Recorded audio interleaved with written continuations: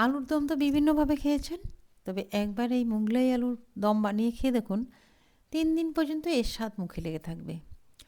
গরম ভাত, রুটি, পরোটা যার সাথে খান না কেন ভুলতে পারবেন না, জাস্ট জমে যাবে। আর এই আলুর দমটা বানানো এতটাই সোজা যে কেউ দেখলেই একবারই বানিয়ে ফেলতে পারবে। আর বানাতে তেমন কোনো উপকরণ লাগে না, ঘরে থাকা সাধারণ উপকরণ দিয়ে খুব সহজেই বানিয়ে ফেলতে পারবেন।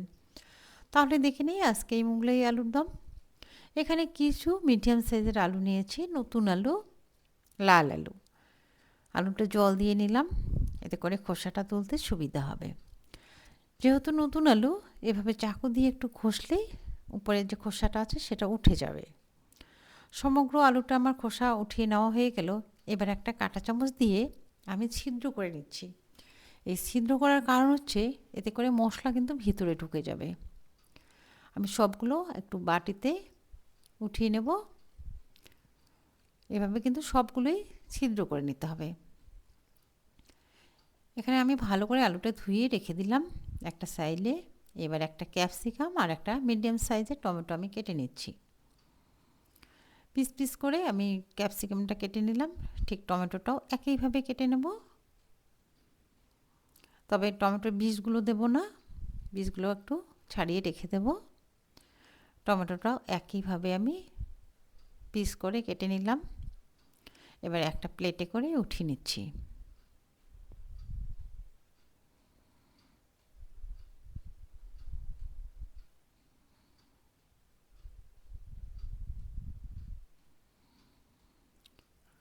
এবার একটা মশলা তৈরি করে নিতে হবে। এখানে একটা মিক্সিং জার নিয়ে নিলাম, এতে দুটো কাঁচা লঙ্কা ভেঙে দিলাম আর দিয়ে দিলাম দুটো শুকনো লঙ্কা ঝালের জন্য, 1 টেবিল চামচ পোস্ত, দিয়ে দিলাম হাফ ইঞ্চি পরিমাণ আদা, 7 থেকে 8 কোয়া রসুন, সামান্য জল দিয়ে দিলাম আর একটা দিয়ে দিলাম পেঁয়াজ, মিডিয়াম সাইজের পেঁয়াজ।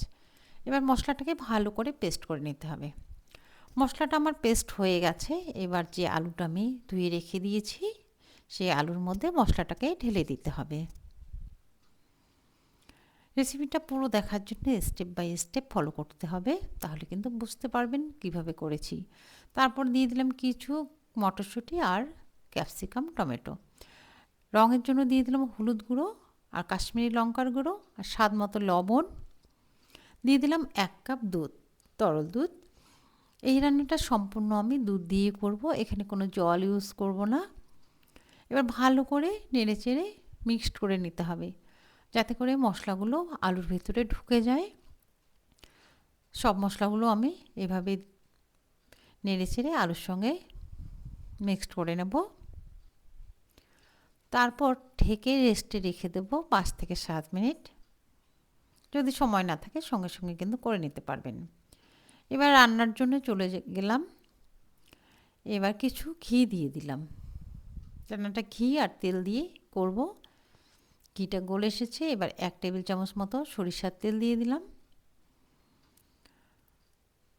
এবার আমি ফোড়নের জন্য দিয়ে দিচ্ছি গোটা জিরে আর গরম মশলা, গোটা গরম মশলা, ছোট এলাচ, দারুচিনি, লবঙ্গ, কয়েকটা গোলমরিচ আর একটা তেজপাতা।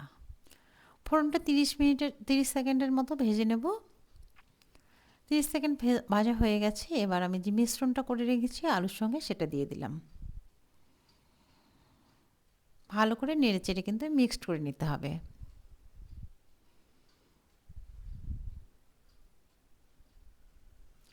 এবার বাটিটা ধুইয়ে আর সামান্য একটু জল দিয়ে দেব। এই রান্নায় আর কোনো জল ইউজ করতে হবে না, এই জল দিয়ে বা এই দুধ দিয়েই হয়ে যাবে। অবশ্যই রান্নাটা দুধ দিয়ে করবেন, এতে করে টেস্ট অনেকটাই বেড়ে যাবে, জল দিয়ে করবেন না। এবার ঢেকেই আমি প্রথমে 30 মিনিটের মতো স্লো ফ্লেমে রান্না করব, এতে করে আলুগুলো খুব সুন্দরভাবে সেদ্ধ হয়ে যাবে। 30 মিনিট পর চলে আসলাম, নেড়ে চেড়ে দিচ্ছি।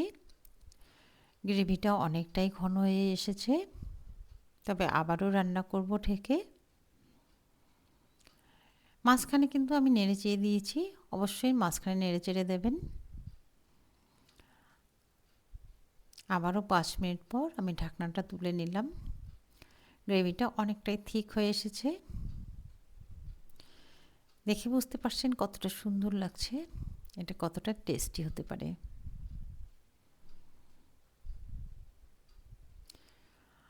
আমি সামান্য একটু চিনি দিয়ে দিলাম ব্যালেন্স করে। চিনি দিয়ে ঢেকে আবারও 2 থেকে 3 মিনিট রান্না করব। একদম কিন্তু নরম হয়ে এসেছে আলুটা, দেখে বুঝতে পারছেন একদম সফট হয়ে গেছে। আবারও কিন্তু ঢেকে একটুর জন্য রাখবো 2 মিনিটের মতো। এবার রান্নাটা ফাইনালি হয়ে গেছে। গ্যাসের ফ্লেমটা অফ করে ঢেকে রাখবো একটু স্ট্যান্ডিং টাইমে। কতটা লোভনীয় লাগছে।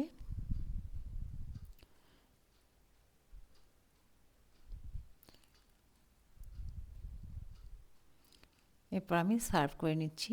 আশা করছি খুব ভালো লাগবে বা ভালো লেগেছে। ভালো লাগলে অবশ্যই একটা লাইক দিয়ে কমেন্ট করে জানাবেন কেমন হয়েছে। ভালো লাগলে বন্ধু আত্মীয়ের মধ্যে শেয়ার করে দেবেন।